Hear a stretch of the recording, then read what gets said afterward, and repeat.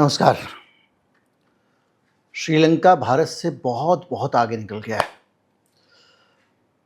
World bank के जो ताज़ा आंकड़े आए हैं उसके हिसाब से जो श्रीलंका कुछ साल पहले तक जिसके यहाँ 70% की रफ्तार से महंगाई बढ़ रही थी, 70% की रफ्तार से, जिस श्रीलंका में पेट्रोल खरीदने के लिए पैसे नहीं थे, डीजल खरीदने के लिए पैसे नहीं थे, इस चक्कर में बिजली कटौती करनी पड़ रही थी उनको, जिस श्रीलंका में खाने पीने की चीज़ों की दिक्कत थी, जिस श्रीलंका में इतनी बड़ी आर्थिक समस्या थी कि जनता सड़कों पर उतर आई, डॉलर ख़त्म हो चुके थे, उनके पास बाहर से मंगाने के लिए कुछ भी नहीं था, जनता सड़क पर उतर आई, राष्ट्रपति भवन के अंदर घुस गई थी, पूरा बवाल मचा दिया था और आपने वो सारी तस्वीरें देखी हैं।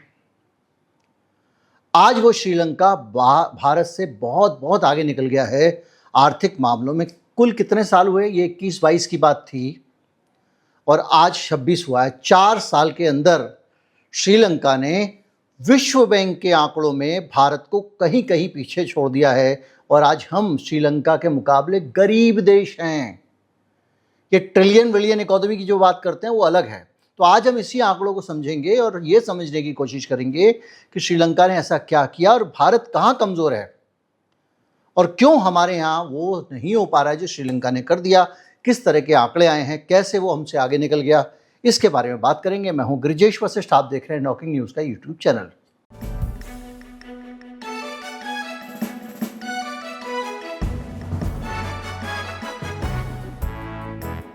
सीधे सीधे ये माइक्रो सेकेंड्स के आंकड़ों को छोड़ दीजिए, माइक्रो डेसिमल्स छोड़ दीजिए। हम भारत के लोग लोअर इनकम ग्रुप के लोग हैं। भारत एक लोअर मिडिल इनकम श्रेणी में बना हुआ देश है। लोअर मिडिल इनकम श्रेणी में, लोअर इनकम नहीं, लोअर मिडिल इनकम श्रेणी में, और श्रीलंका अपर मिडिल इनकम श्रेणी में चला गया है। यानी वो अपर मिडिल इनकम वाला देश है, हम लोअर मिडिल इनकम वाले देश हैं। यानी क्या है ये आंकड़े आए हैं विश्व बैंक के, और जो विश्व बैंक के आंकड़े हैं वो ये कहते हैं कि श्रीलंका हमसे कहीं कहीं आगे है, वहाँ ज़्यादा खुशहाली है, वहाँ की ज़िंदगी ज़्यादा बेहतर है। आप कहेंगे आंकड़ों से ज़िंदगी बेहतर कैसे पता लगाते हैं? तो मैं आपसे कहूँगा कि ये सचमुच वो आंकड़े हैं जो ये बता रहे हैं कि श्रीलंका में लोगों की ज़िंदगी GNI में कैसे बेहतर है। अब GNI पर कैपिटा क्या है इसको हम समझेंगे, लेकिन पहले ये जान लीजिए। देखिए, नई रिपोर्ट आई है वर्ल्ड बैंक की।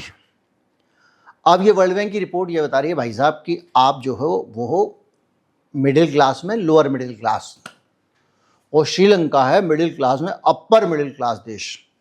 4 साल में ये अंतर आ गया। 4 साल पहले तक वो भिखमंगे क्लास में था। आपने देखा कैसे वहाँ की सड़कों पर अफरा तफरी मची हुई थी वगैरह वगैरह। कुछ तस्वीरें मैं लगा दे रहा हूँ, आप देख लीजिए। इसकी वजह क्या है, ये कैसे हुआ? ये है GNI पर कैपिटा। अब ये क्या हुआ? GNI पर कैपिटा मतलब ये है ग्रॉस नेशनल इनकम प्रति व्यक्ति।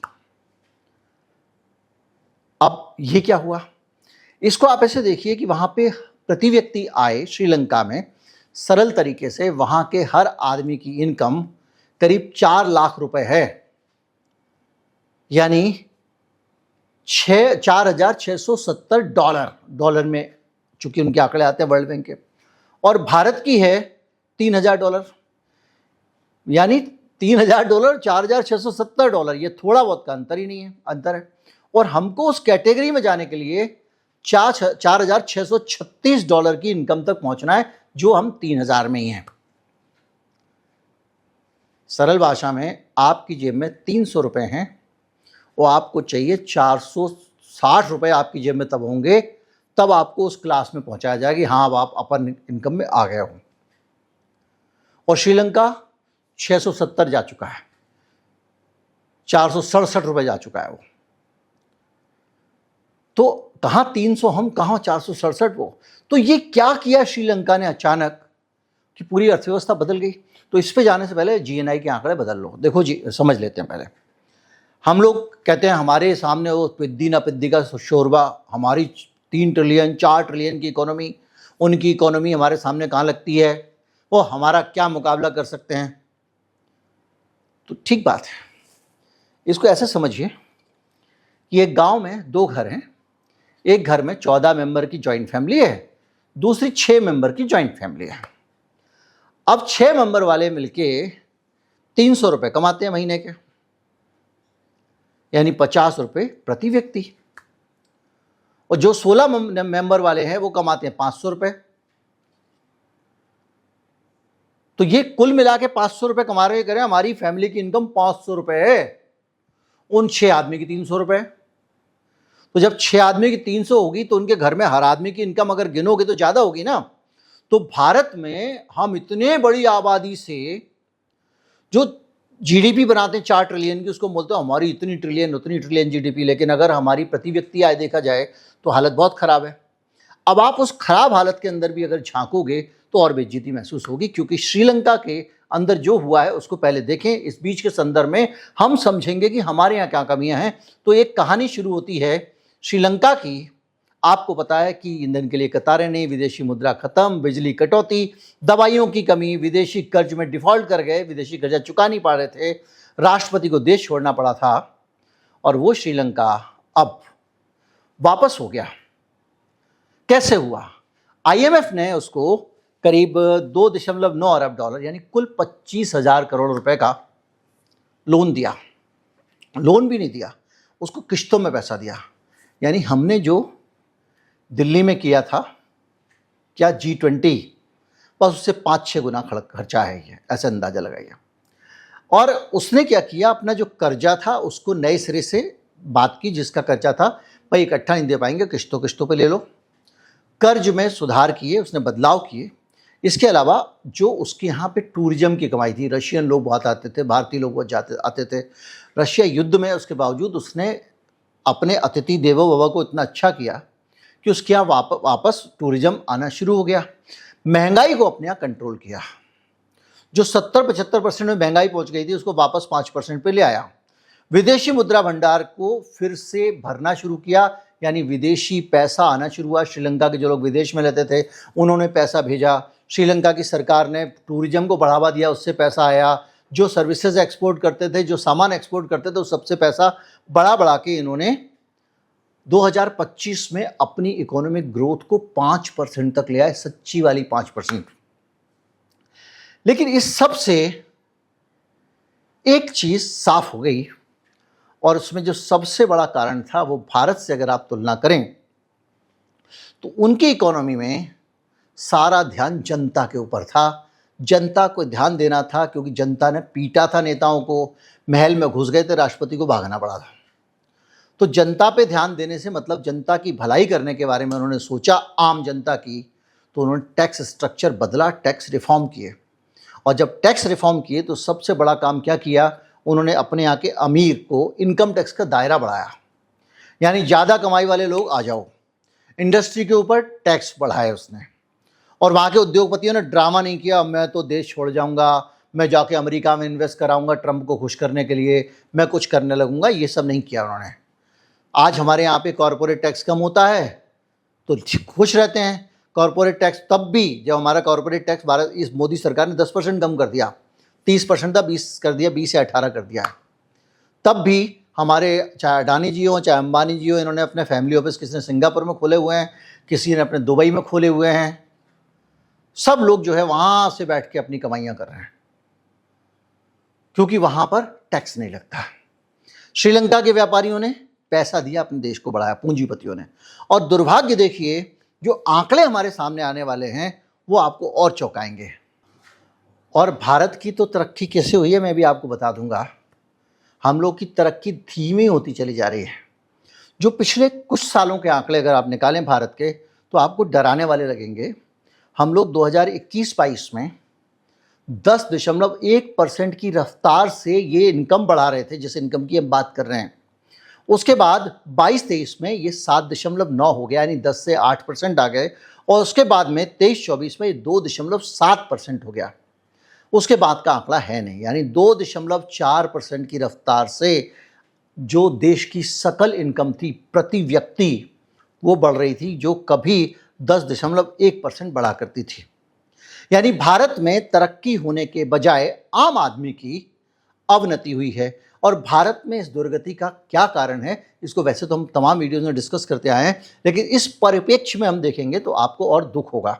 Bharat lower middle income group में इसलिए पड़ा है क्योंकि अभी जब हम ऊपर आंकड़ों की बात कर रहे थे कि $3000 है भारत की प्रति व्यक्ति आय, तो इस $3000 के अंदर भी हमारे देश में विषमता बहुत ज़्यादा है और कोविड के बाद से देश में हुई है के शेव रिकवरी, यानी इकोनॉमी रिकवर तो कर रही है। मोटे लोग जितनी पूरी व्यवस्था सरकार की बैठ के बड़े बड़े पूंजीपतियों का घर भरने में लग गई है। अडानी, अंबानी, टाटे, बिरले, सारे लोग और अमीर और अमीर और अमीर होते जा रहे हैं और गरीब आदमी और गरीब होता जा रहा है। आपके पास बहुत सारे ट्रेंड्स हैं, बहुत सारे आंकड़े हैं, कई दफ़ा वीडियो बना चुका हूं, जैसे कि सस्ते मोटरसाइकिल नहीं बिकना, सस्ते मकान नहीं बिकना, सस्ती कारें नहीं बिकना, क्योंकि जो लोग सस्ती कार अफोर्ड करने वाले थे उनके पास रोटी अफोर्ड करना मुश्किल हो गया है। जो मोटरसाइकिल खरीदते थे 50,000 से 60,000 70,000 से नीचे वाली, वो घर चलाने बहुत बड़ी बात है। जो लोग 50 लाख से नीचे का घर खरीदते थे, अब घर का सपना वो छोड़ चुके हैं, किराए से उनका काम चल रहा है। और जो 2.5 करोड़ 3 करोड़ का घर खरीद सकते थे, उनके पास कई घर खरीदने का पैसा आ गया है, क्योंकि अमीर और अमीर हो रहा है, गरीब और गरीब हो रहा है। और जब इस आंकड़े को आप देखेंगे तो इस आंकड़े में ये भी दिखाई देता है। क्यों? क्योंकि जब अमीर और अमीर होता है तो जब आप प्रति व्यक्ति के आंकड़े निकालते हैं $3000 के, तो आप वापस उसी गांव वाले उदाहरण पे चलें तो उनके घर में अगर 4 मेंबर मिला के 300 रुपये कमाते हैं, तो वो 300 मेंबर जो कमाते हैं उसमें सबकी इनकम 50-50 रुपये ही है। किसी की 40 होगी तो किसी की 60 होगी। हमारे यहाँ 50 मेंबर के परिवार में एक आदमी की इनकम तो 450 रुपये है और 50 रुपये में सारे आते हैं। तो जब आप पर कैपिटा का आंकड़ा निकालते हो, जब आपकी इनकम पर कैपिटा में गिनी जाती है भारत के लोगों की, भारत के किसानों की, तो अंबानी अडानी की भी दौलत उसी में गिनी जाती है, क्योंकि वो भी व्यक्ति भारत के नागरिक हैं। तो जो प्रति व्यक्ति आय का आंकड़ा निकलता है उसमें इन सब की दौलत जब आपके साथ शामिल कर दी जाती है, टॉप की 1% आबादी की, तो लगता है प्रति व्यक्ति आय बहुत ज़्यादा है। जबकि हमारे यहाँ ज़्यादा विषमता होने के कारण जो ये सही रिफ्लेक्शन नहीं आता है। मैंने बहुत ढूंढने की कोशिश की कि कहीं ऐसा आंकड़ा मिल जाए जिसमें टॉप का 1% और बॉटम का 1% निकाल दो आप। क्यों? क्योंकि वो एक्सट्रीम केस हो गया। आपको याद होगा एक मिस्टर बेल होते थे, जिनके नाम से एक बेल कर्व आपने पढ़ा होगा। मिस्टर बेल नहीं थे, उन्होंने बनाया था, मुझे नाम उनका याद नहीं आ रहा है। बेल कर्व, जब आपका हर साल अप्रेजल होता है तो जो मैनेजमेंट के लोग हैं उनको पता होगा कि उसमें ये देखा जाता है कि एक घंटी की आकृति का कर्व बनाते हैं और ये माना जाता है कि आमतौर पे समाज में ये समाज का एक इंडिकेटर है। यानी बहुत एक्सट्रीम जो टैलेंटेड लोग होते हैं वो भी 1% 2% होते हैं और बहुत डफर लोग भी 1% 2% ही होते हैं। बाकी सब लोग जो हैं वो एवरेज में होते हैं। तो जो 1% अगर आप, वैसे तो कायदे से 10% का आंकड़ा है, पर 1% सबसे अमीर हिंदुस्तान का और 1% सबसे गरीब निकाल दो, उसके बाद आप एवरेज इनकम निकालोगे, तब आपको सच्चाई पता लगेगी कि आपकी एवरेज इनकम कितनी है। आप लोअर इनकम कैटेगरी में भी नहीं आ रहे हो वर्ल्ड बैंक की। आपके अमीरों का खजाना आपने बढ़ा और कहीं पे भी उनकी इनकम का हिसाब या per capita gross national income में नहीं जोड़ता है, वर्ल्ड बैंक भी नहीं जोड़ता है, तो आपकी हकीकत ही पता नहीं चल पाती है। अब जो बहुत सारी दुनिया भर के आंकड़े गरीबी अमीरी के जुटाने वाली संस्थाएं हैं, वो भी 1% का आंकड़ा अलग करके कहीं नहीं दिखाती हैं। तो सिचुएशन ऐसी हो जाती है। तो भारत में जो सिचुएशन बनी वो यही है कि विकास का लाभ समान रूप से नहीं पहुंच रहा है, इसलिए हम उनसे नीचे जरूर हैं, लेकिन कायदे से हम बहुत ज़्यादा नीचे हैं। उनके यहाँ भी विषमता है लेकिन उतनी नहीं है। भारत की जो ग्रोथ हो रही है वो जॉबलेस ग्रोथ है, क्योंकि भारत में ग्रोथ तो हो रही है, इनकम नहीं बढ़ रही है। कैसे ग्रोथ हो रही है आप खुद ही देखते हो। मेरा पैसा मैंने भेजा, हिंडनबर्ग टाइप की कहानी याद कर लो। घूम फिर के पैसा आएगा, मैं ही अपना शेयर खरीदूंगा, कंपनी तरक्की कर जाएगी, फिर मैं और लोन लेके बैंक से और 2 प्रोजेक्ट खोल दूंगा, कंपनी तरक्की कर जाएगी। शेयर बाजार में आदमी खरीद रहा है बेच रहा है, सोना खरीद रहा है बेच रहा है, इन्वेस्ट कर रहा है, उससे तरक्की हो रही है। आदमी को पता है मैं फैक्ट्री लगाऊंगा तो मुश्किल से मैं 5% की ग्रोथ करूंगा, 6% की करूंगा। दुनिया भर का चक्कर, भ्रष्ट लोग आ जाएंगे बीच बीच में, तमाम सारे झंझट है। नेता को संभालो तो पुलिस वाला आ गया, पुलिस वाले को संभालो तो कोई आ गया, इंडस्ट्री वाला आ गया, टैक्स वाला आ गया। दुनिया भर के महंगे ब्याज दे के सामान उठाओ, फैक्ट्री लगाओ, फैक्ट्री से सामान निकल के निकलेगा, तब तक पता चला कि जो है वो डॉलर महंगा हो गया और सामान की कीमत गिर गई। यानी इतनी ज़्यादा दुर्गति है तो आदमी सोचता है मैं क्यों फैक्ट्री खोलूँ, इस पैसे से मैं शेयर खरीद लूँगा, मैं म्यूचुअल फंड खरीद लूँगा, मैं सोना खरीद लूँगा, जो महंगा हो रहा है वो खरीद लूँगा, प्रॉपर्टी खरीद लूँगा। तो हमारे यहाँ ग्रोथ जो है उसमें नौकरियाँ नहीं हैं। और जो मैन्युफैक्चरिंग का मॉडल मोदी सरकार लेके आई थी, मेक इन इंडिया वाला, वो मैन्युफैक्चरिंग का मॉडल जितनी नौकरियां दे रहा है उससे ज़्यादा पैसा सरकार खर्च कर दे रही है उस पर इंसेंटिव के तौर पे। तो जो हमको मिलना चाहिए टैक्स, वो भी नहीं मिल पा रहा है। जब आप एप्पल से, सैमसंग से टैक्स नहीं लोगे, अडानी से टैक्स नहीं लोगे, अंबानी से टैक्स नहीं लोगे कि ये तरक्की कर रहा है, ये नौकरी दे रहा है, कद्दू नौकरियां दे रहे हैं लोग, और उस चक्कर में पूरा देश पिछड़ता चला जाएगा। तो ऐसी सिचुएशन में हमारी जो ग्रोथ है वो जॉबलेस हो गई है। मैन्युफैक्चरिंग का हाल मैंने आपको बता दिया है, और हमारी सरकार ने ह्यूमन कैपिटल में इन्वेस्ट नहीं किया है। यानी सरकार को इंसान पे पैसा लगाना चाहिए। जब इंसान पे पैसा लगाओगे तो वो शिक्षा पे लगाओगे, स्वास्थ्य पे लगाओगे, अच्छे हेल्दी और अच्छी अकल वाले लोग खड़े होंगे। हमारी हिंदुस्तान के लोगों की एवरेज IQ 72-73% है, तभी तो नेता कैसे कैसे निकल के आ रहे हैं। सिंगापुर में 104% है, ईरान में 95% के आसपास है। ईरान की जो तरक्की है वो ये है कि पूरा देखिए रिसर्च, दुनिया में उनसे ज़्यादा रिसर्च किसी के नहीं है। स्पेस टेक्नोलॉजी पे, साइंस पे, मैथमेटिक्स पे, हर जगह, इंजीनियरिंग में, सब जगह वो आगे चल रहे हैं। इस वजह से हर तरफ गड़बड़ हुई पड़ी है। अब दिक्कत यह है कि नेता को जहां से फायदा दिखता है वहीं वो फोकस करता है। नेता को पता है कि इसको नहीं चाहिए भाई, इसको चाहिए मंदिर, इसको चाहिए कि इसको डरा के रखो कि बेटा अगर तूने हमको वोट नहीं दिया दूसरी कौम वाला तेरे को मारेगा। बस वो उसी में लगे हुए हैं। और श्रीलंका जैसा देश जो भूख मरा था 2-2.5 साल पहले तक, वो आपसे कहां आगे निकल जाता है। उम्मीद करता हूं वीडियो आपको अच्छा लगा होगा। अच्छा लगा हो तो ज़्यादा से ज़्यादा लोगों तक पहुंचाए, चैनल को सब्सक्राइब कर लें। नमस्कार, जय हिंद।